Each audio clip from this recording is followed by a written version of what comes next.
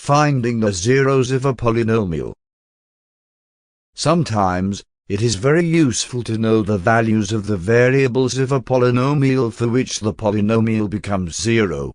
These values are known as the zeros of the polynomial. For example, when factoring, simplifying or dividing two polynomials, it is useful to know the zeros, as the previous mentioned operations are done easier.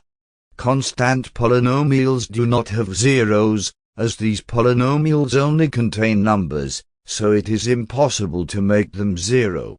On the other hand, linear polynomials have one zero at maximum. For example, p(x) equals 4 cannot be zero, as it does not contain any variable.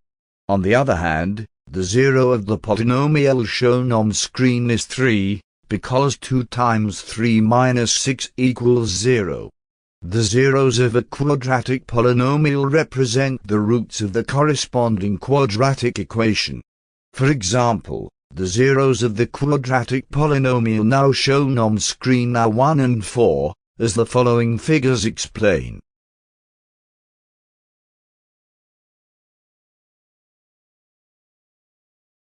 Example. Find the zeros of the following polynomial. Solution. We can factorize the polynomial to identify the possible zeros. Thus, the polynomial becomes zero if any of its three component factors is zero. Hence, this polynomial has three zeros as shown on screen. It is very important therefore to know the degree of a polynomial, as it gives the maximum possible zeros it may have. In other words, a nth degree polynomial may have n or less 0 points. This means the corresponding equation when p(x) is taken as 0, has n roots at maximum. That is all for lesson 11.1.6.